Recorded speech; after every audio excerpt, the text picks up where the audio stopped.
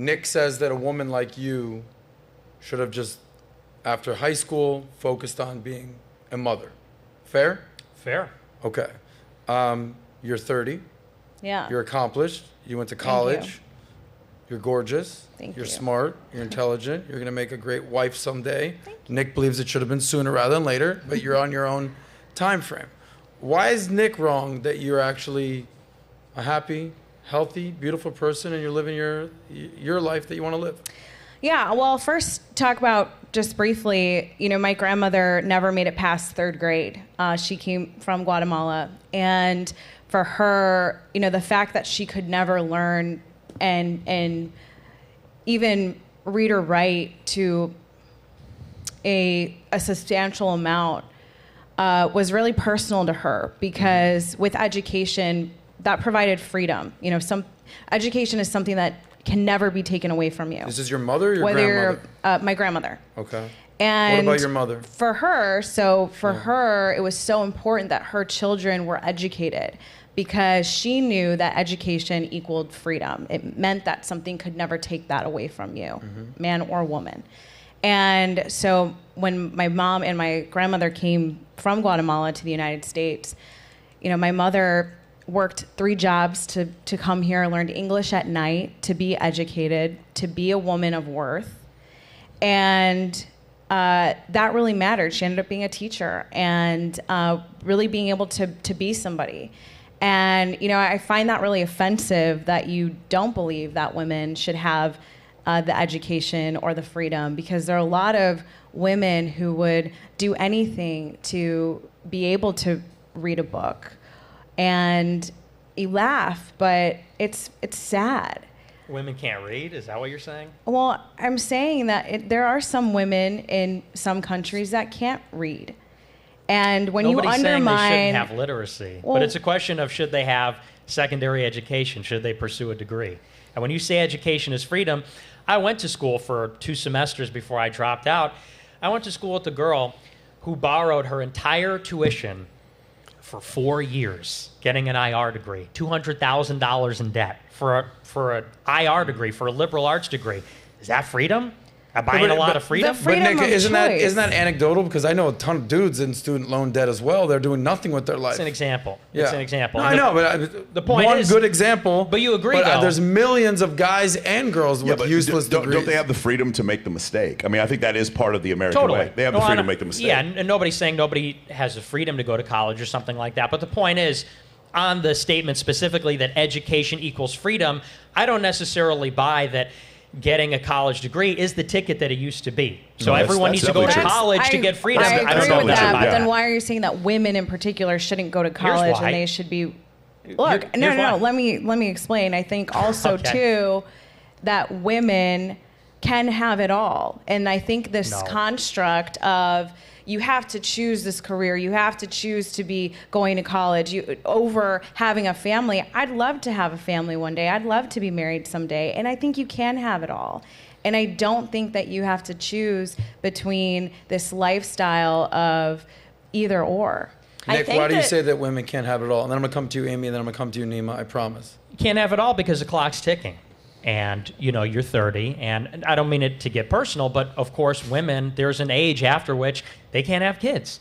There's an age after which it's much more difficult for them to have kids. That's just biology. I've been out of college for 10 years. I let you finish. I know you want to rip my face off, but I let you finish.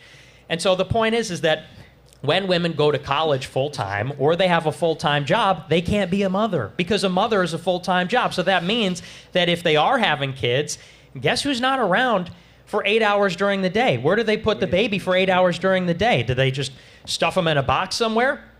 Got to send them to daycare. Somebody has to take care of the kids. Just because you're the one that's not doing it doesn't mean it's not a full-time job. So, no, you cannot have it all without making sacrifices. And the problem is, working women will have a kid. They'll prioritize their career. This is what happens in many cases. And who is the one who is forced to pay the price? Who for this sacrifice in time? It's the kid. It's the kid that doesn't have the mother for those 8 hours a day when their mom's at work. It's the kid who mom can't go to the game. Mom can't pick you up when you're sick from school. Mom can't do X, Y, and Z.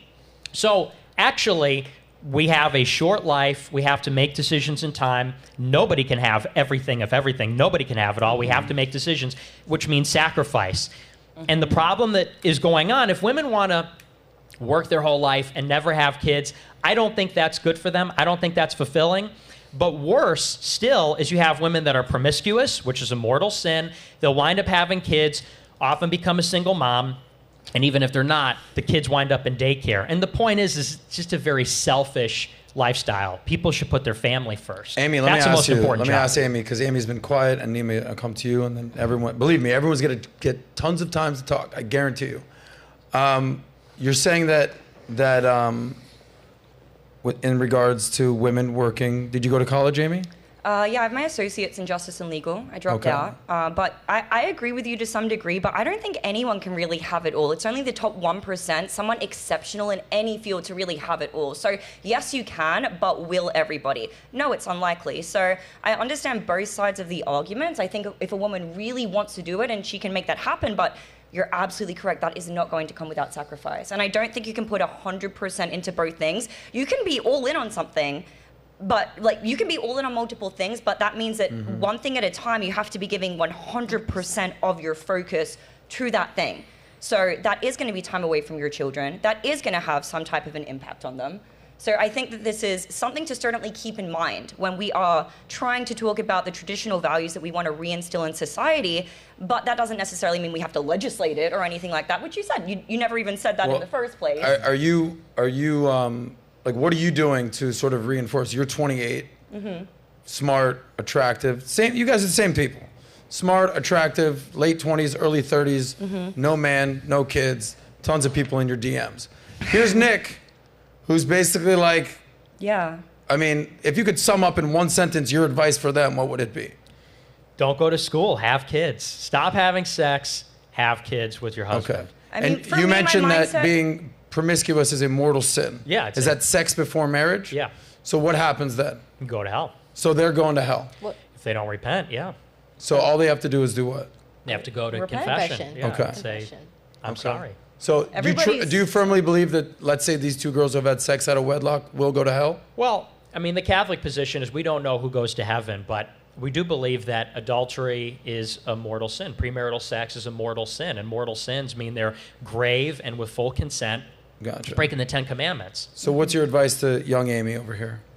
My advice would be find a husband who's going to take care of you and love you and cherish you and have kids. And that's the most beautiful thing. That's actually what I want. I got into a debate with Brendan Carter about this recently because I've been a person, like I've traveled, like I've moved across the world, made a lot of money, I've done the things, and one thing I can strongly attest to is it never made me truly happy or fulfilled. You get the dopamine rush, but then with goals, it's always on to the next thing. Dopamine is highly, highly addictive. And so people have this end in mind where they're like, when I get here, I'll be happy, but then there's always something else that comes up. For women, in this debate, we actually brought up that the chemical of oxytocin is a chemical that can only be induced. It necessitates the presence of another person. You need to be giving to another person. You need to be pouring into them, providing value to them. And I think the easiest way to do that for a woman is through a family. So my mindset has completely changed. Completely changed on this recently. Are you ready to quit your job? Yeah, well, my goal is to get married and have kids. I mean, I just got out of a relationship, so I know I need to heal from that. I don't want to bring any of that into my next relationship. But the next guy I'm with, I want that to be the person I'm with for the rest of my life. I want to have kids. I want a family. I want those traditional values. Really more than like anything, honestly. So if you like that clip, click right here to watch another. Or if you want to watch the entire SOSCAST, click right here.